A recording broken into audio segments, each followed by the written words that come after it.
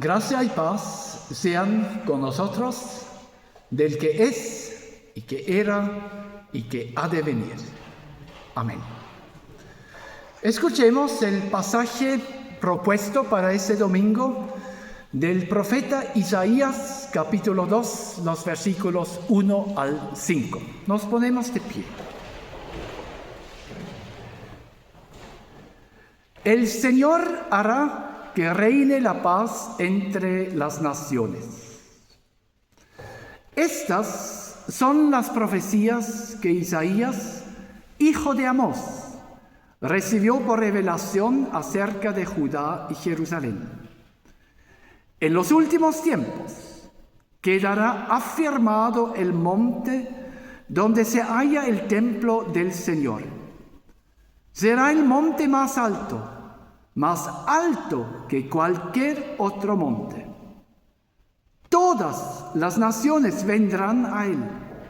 Pueblos numerosos llegarán diciendo: vengan, subamos al monte del Señor, al templo del Dios de Jacob, para que Él nos enseñe sus caminos y podamos andar por sus senderos.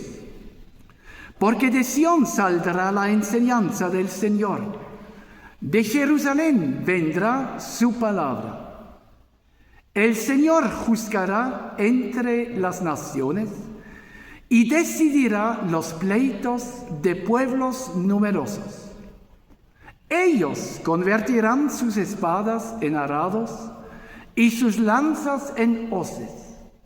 Ningún pueblo volverá a tomar las armas contra otro, ni a recibir instrucción para la guerra.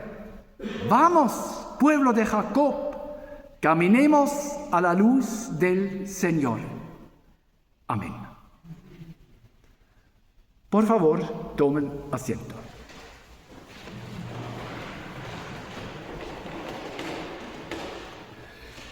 ¿Qué título? El Señor hará que reine la paz, no en mi corazón o en tu corazón, sino que entre las naciones. Una visión, no sé cuál es su reacción frente a estas palabras, porque vivimos en un mundo rodeado de guerras, de miedos, de temores, de destrucción, de rearmamiento. O sea, las naciones en Europa habían comenzado después de los años 90 a invertir mucho menos en las armas. Y hoy en día todas las naciones están apuradas en mejorar su infraestructura de armas. Bien, yo también participé, no en la guerra, no, eso no, pero participé en el servicio militar en Suiza. Pero mi única arma era una cortapluma suiza. Esa fue mi única arma, que guardé hasta hace poco. Pero ahora, en el año, creo que en otoño de este año, se me extravió en Caleo. Bueno, es fácil extraviar algo allí, pero no es problemático. Igual me duele un poquitito. No porque sea un arma, sino porque es la cortapluma, que tiene un significado alto para suizo y también para otros. Y dice más, dice: ellos convertirán sus espadas en arados y sus lanzas en hoces. Este versículo, esta frase, es una frase muy conocida en la ex Alemania Oriental, porque fue el lema del movimiento de la revolución pacífica, milagrosamente, una de las pocas revoluciones pacíficas, y fue el lema. Y había muchos letreros, muchos adhesivos, muchos para pegar en el pecho, en la chomba, con esa frase. Y eso fue el movimiento que inició esa transformación, naciendo en el pueblo y muchas veces en las iglesias, donde había muchas velas, luz. Y este sueño, un sueño de un mundo libre, de un mundo sin opresión, de un mundo donde no haya guerra. Y todos sabemos que en la ex Alemania Oriental ya los niños fueron instruidos en las armas. Y aquí también lo dice, ahora en castellano se me perdió el versículo correspondiente. ¿Dónde está? Donde ya no serán enseñados a los niños. No van allí. No van a recibir instrucción para la guerra. Y yo me acordé de inmediato al leer esa frase, un reportaje muy breve, creo que fue de Rusia, donde de nuevo están instruidos los niños o instruyen a los niños en las armas. Procesos de reeducación, evidentemente.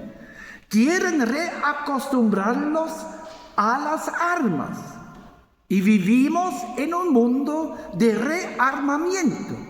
Y están obligados a aumentar los gastos 5%. A eso quiere llegar la NATO. 5% del producto social bruto de cada país, invertirlo en rearmamiento. Un mundo mejor, un mundo donde reine la paz. Y vemos, es un mundo donde reina la guerra, la destrucción, el dolor, la pena, heridas, traumas, evidentemente muchos traumas, no solamente por el lado de Ucrania, sino que también por el lado de los rusos. Hay muchos soldados que vuelven traumatizados y no reciben la atención necesaria. Allí habría mucha pega para los psicólogos. Mucho que hacer.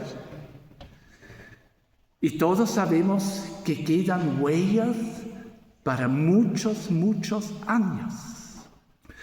Yo siempre comento cuando se habla de guerra, y puede ser que ya lo haya comentado aquí, mi abuela por el lado paterno era alemana. Nació en Alemania, se educó en Alemania y tenemos familia en Alemania. Pero yo nací en Suiza y me eduqué en Suiza. Y mi papá siempre mantenía el contacto con esta familia. Y por ello nosotros después también. Y me acuerdo cuando viajamos en tren, vi algo que nunca había visto en Suiza, para asiento reservado para lesionados. Y eso me impresionó, como niño. Que todavía 20 años más tarde, después de haber terminado la guerra, todavía se notan las secuelas de los lesionados. Todavía está muy presente en esa nación. Y me acuerdo también de las ruinas. Viajando en tren, de repente afuera, una ruina. También testigo de la destrucción, testigo del poder destructivo de una guerra.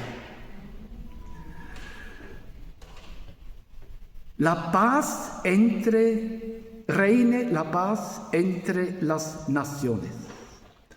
¿No es esta una ilusión? ¿No es un sueño utópico que nunca va a realizarse en este mundo? De eso queremos meditar. Este versículo, ellos convertirán sus espadas en arados y sus lanzas en hoces, es probablemente el versículo más conocido de este pasaje. Por lo menos en Alemania, yo creo que ese versículo lo conocen todos, pero puede ser que sea el versículo más conocido, pero creo que no sea el versículo más decisivo. Creo que aquí hay versículos más decisivos.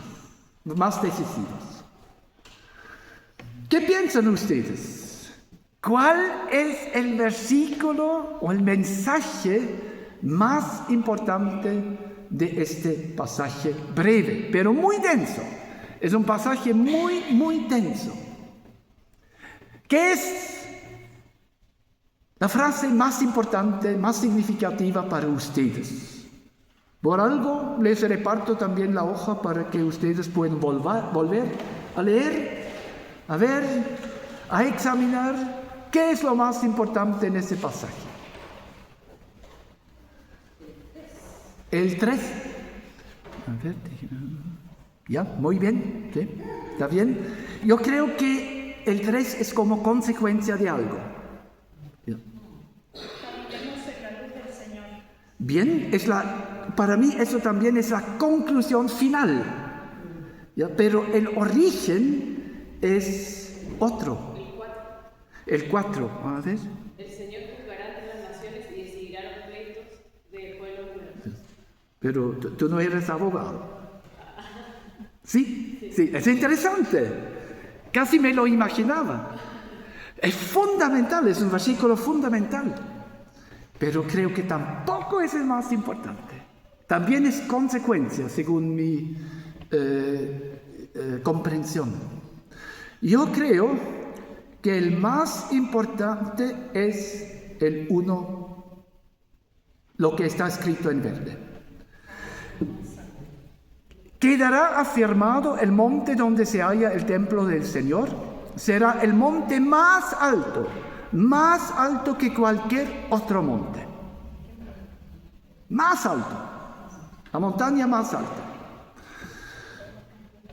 Todos sabemos cuál es la montaña más alta, el Mount Everest. También sabemos cuánto mide, 8.848. Esa es la altura del Mount Everest. Pero aquí se habla de una montaña que medirá 8.850. No sé. Un poco más alta. Voy a comentar 2 pequeñas anécdotas que muestran un poco la importancia de montañas en la sensación de un suizo. Yo me acuerdo muy bien. Teníamos un retiro en los Alpes suizos y en la tarde siempre había tiempo a disposición individual. Uno podía salir a caminar, uno podía salir a subir un poco. Y yo una tarde también comencé a subir un poco. Pero vi que arriba todavía había una montaña más alta, entonces subí un poco más. Y de repente se me mete la idea, no, yo tengo que llegar arriba. Y comencé a subir más rápidamente, lo que en ese entonces todavía no podía hacer, podía apurar el paso al subir. Hoy en día creo que ya no lo haría. Y llegué hasta arriba, hasta que se abrió el mundo al otro lado de la montaña y podía ver el paisaje bonito. O sea, cuando un suizo ve una montaña, un buen suizo, un suizo auténtico, entonces le da ganas de llegar arriba.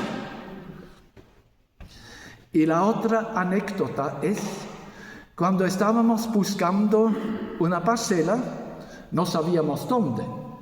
Teníamos un amigo en Quebrada Alvarado. Y él nos dijo, vengan aquí siempre se venden parcelas. Entonces dijimos, bien, vamos. Y fuimos con mi esposa y con, no me acuerdo, una hija o más, eso no lo tengo presente. Y subimos, creo que fue por segunda vez, por la Cuesta La Dormida. Y llegamos arriba y después baja, la Quebrada Alvarado. Pero yo vi a la derecha, los que conocen el camino a la parcela, saben que después uno puede entrar a la derecha y subiendo un poco más, bien empinado al comienzo. Y yo dije, no, tenemos que entrar aquí, tenemos que subir. Y mi esposa interpreta, bien, después subimos, entramos al valle, al llano, y allí tenemos hoy en día la parcela. O sea, allí compramos. Pero Birgit lo interpreta así. Ella dice, cuando un suizo está arriba y ve que hay una alternativa de subir más, entonces no baja, sino que sube más. Y así fue. Subimos más. Y allí encontramos lo que buscamos. La montaña más alta. ¿Qué montaña es? ¿Qué dice el pasaje? ¿Qué montaña es? El monte del templo. El monte del templo. O de Sión. Sión es un sinónimo de Jerusalén. El monte de Jerusalén. Jerusalén está construida en una pequeña, no montaña, pero elevación. ¿Alguien ya estuvo en Israel? Pepe, habíamos conversado, ¿te acuerdas? Habíamos conversado en el grupo del día martes, los días martes. Algún día haremos un viaje a Israel. Hasta el momento no se ha realizado. Puede ser que todavía, no sé, dudo un poco, pero podría ser que alguna vez haremos un viaje a Jerusalén. Pero lo importante en este momento es sobre una montaña. Y todos sabemos lo que religiosamente ha sucedido en las naciones vecinas, en las montañas, en las elevaciones de las montañas o de las elevaciones, colinas vecinas. ¿Qué sucede históricamente, desde la perspectiva religiosa, en los montes? Se adoran los ídolos. Es lugar de adoración de ídolos. Lo conocemos de Chile también. En Chile también sabemos que había lugares santos en alguna montaña, donde incluso había sacrificios, si mal no recuerdo. Aquí en el Plomo, gracias, sí, en el Plomo. Y uno lo entiende en cierto modo, porque las elevaciones irradian algo especial, las montañas. Pero allí en las naciones vecinas se adoraban los ídolos, Baales, Astarte, Milcom, etcétera, etcétera. Se mencionan varios nombres en el Antiguo Testamento. Y ahora Dios dice, el monte del templo se transformará en el monte más alto. ¿Qué significa eso entonces? Significa que este monte se transformará en el monte más significativo, no en altura, sino que en significado, más significativo entre todas las religiones y entre todas las creencias. ¿Y por qué? ¿Cuándo se transformó este monte donde estaba construida la ciudad de Jerusalén en el monte más significativo? ¿Cuándo? No es complicado, es muy fácil, es muy fácil. En la cruz, en la cruz. En la cruz y en la resurrección. Desde entonces, este lugar es el más alto, simbólicamente, No, en el fondo mucho más que simbólicamente, realmente lo es. Es la montaña desde la cual viene la luz. Y por ello, Jesús dice, Juan 8:12, ¿qué dice en Juan 8:12? Yo soy la luz del mundo, yo soy la luz del cosmos. Y por ello Jesús también toma ese ejemplo. Una ciudad en la montaña no puede seguir estando oculta, no puede ocultarse, esconderse. La luz ilumina, visible.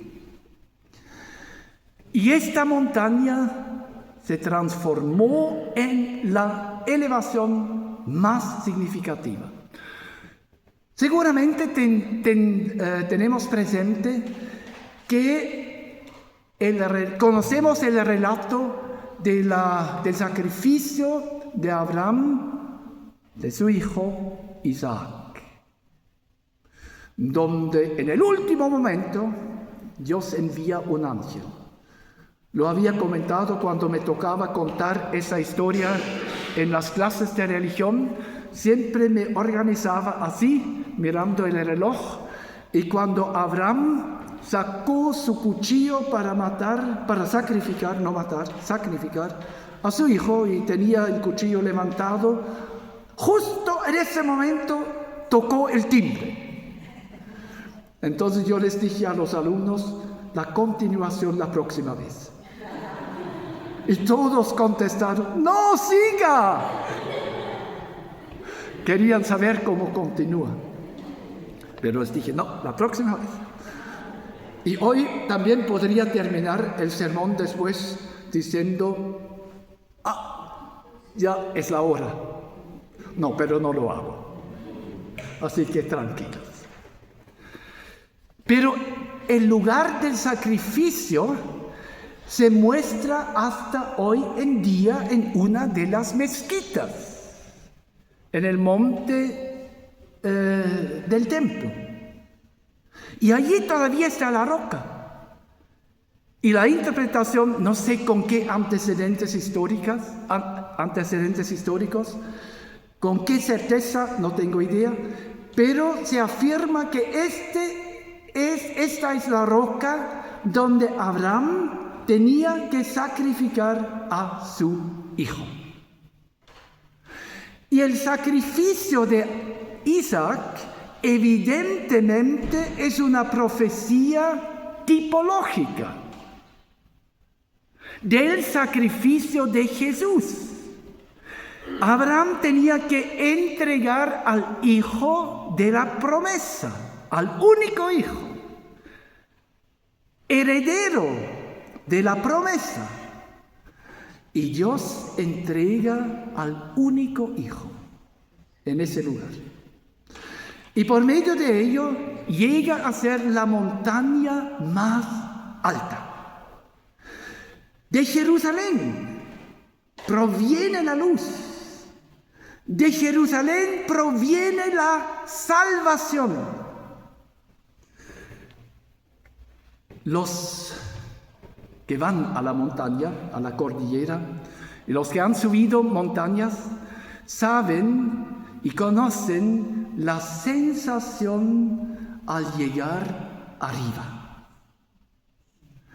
Al abrirse el horizonte y al ver en 360 grados el paisaje maravilloso, esta vista amplia hasta casi lo infinito, impactante, impresionante, maravilloso. Admiración de la creación. Pero miren, cuando subimos a esta montaña del templo y vemos la obra de salvación, entonces se nos abre un horizonte mucho más amplio, mucho más impresionante, y quedemos mucho más maravillados por lo que Dios ha hecho por nosotros. Y normalmente cuando un montañista sube a una montaña, comparte su impresión, su vivencia. Subí y sabes lo que yo vi desde ahí arriba es maravilloso. No nos guardamos el secreto del lugar, sino lo compartimos. Y así sucede al subir a la montaña del templo y al admirar la obra de salvación realizado por Jesús, cruz y resurrección. Cuando uno comprende y ve esto y toca mi corazón, ¿qué hago? Lo comparto. No puedo callarme. No puedo encerrarlo como misterio en mi corazón. Si he visto las maravillas de Dios y de su salvación, lo comparto. De manera correspondiente con mi carácter, con mi personalidad, evidentemente. Pero así me transformo, o nos transformamos, mejor dicho, en luz en la montaña que irradia una ciudad, una nación, y irradia también la jurisprudencia. Cambia la jurisprudencia y cambia también la manera de evaluar la guerra. ¿Qué hay con la guerra? ¿Qué hay con las armas? Y cambia la manera de escuchar la palabra.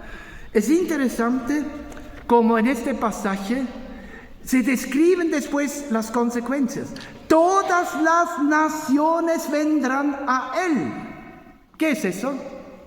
La misión. Todas las naciones. ¿Qué dijo Jesús? Ese versículo que conocemos casi de memoria.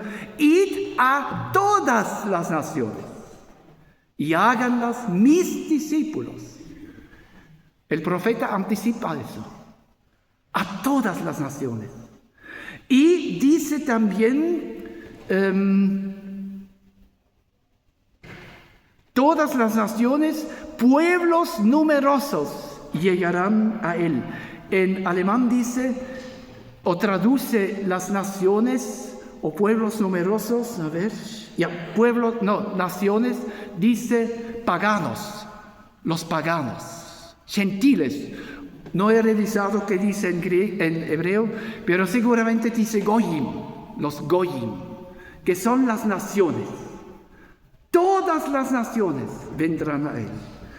Nace un movimiento, y ese movimiento ha transformado en los 3 primeros siglos el Imperio Romano.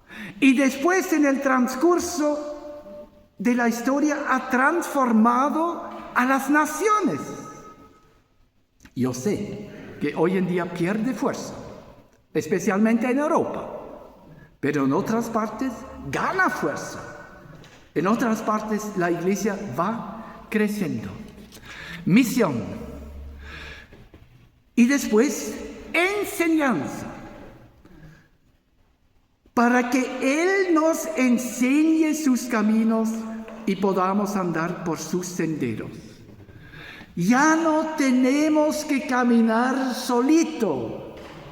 Ya no tenemos que tomar de manera personal. O sea, tenemos que seguir tomando decisiones personales.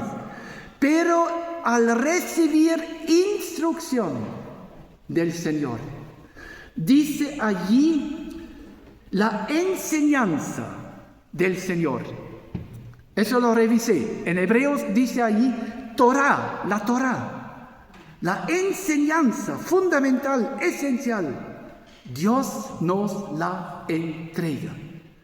Su palabra, la palabra poderosa, que en el concepto judío israelita es palabra y hecho. Ya es una realidad. La palabra no es una palabra vacía, sino que es una palabra que se realiza.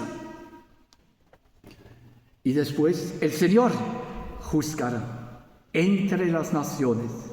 y decidirá los pleitos de pueblos numerosos. Me había tocado un culto en Chamisa, al lado de Puerto Montt, y allí pregunté a los presentes, ¿qué confianza tienen ustedes? Fue otro tema, pero hice esa pregunta. ¿Qué confianza tienen ustedes en los políticos? Bien, ¿tengo que comentar la respuesta?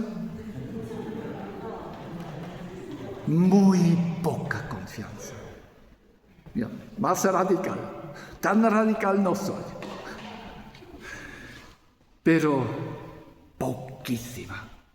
Y eso, estimados hermanos y hermanas, esto para una nación es fatal. Es fatal.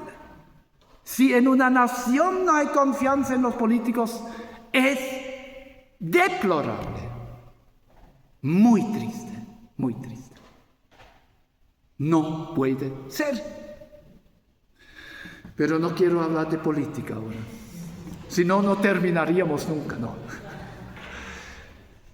La segunda pregunta que hice. ¿Y qué confianza hay en la jurisprudencia?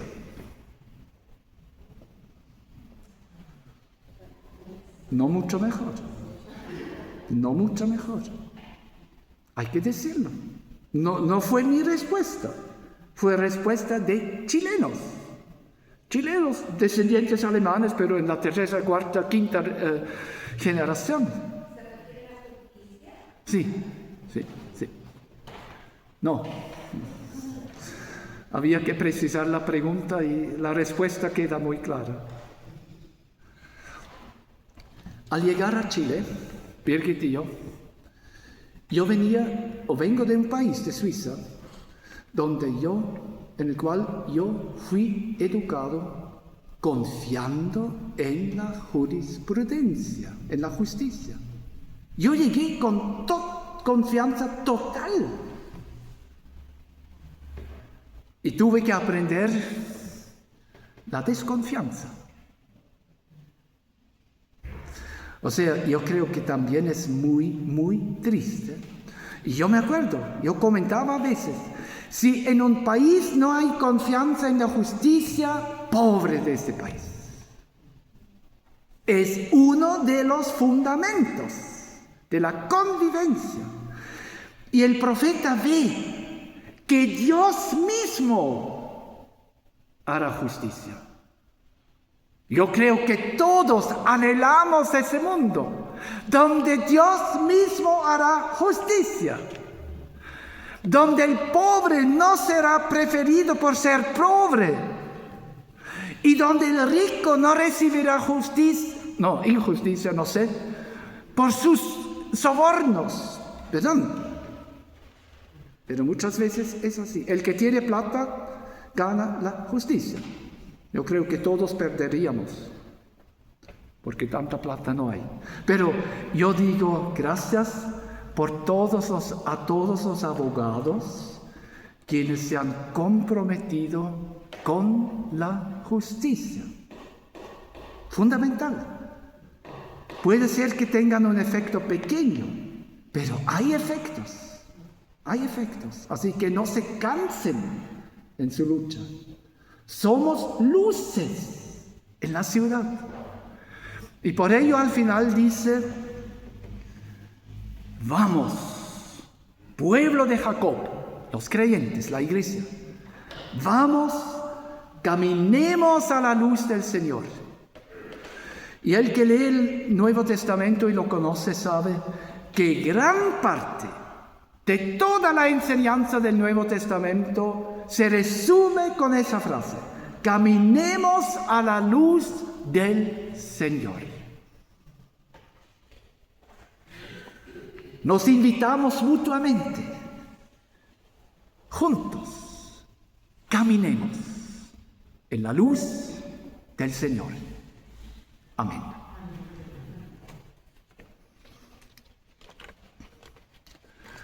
Y ahora no vamos a caminar, sino que vamos a cantar. 135.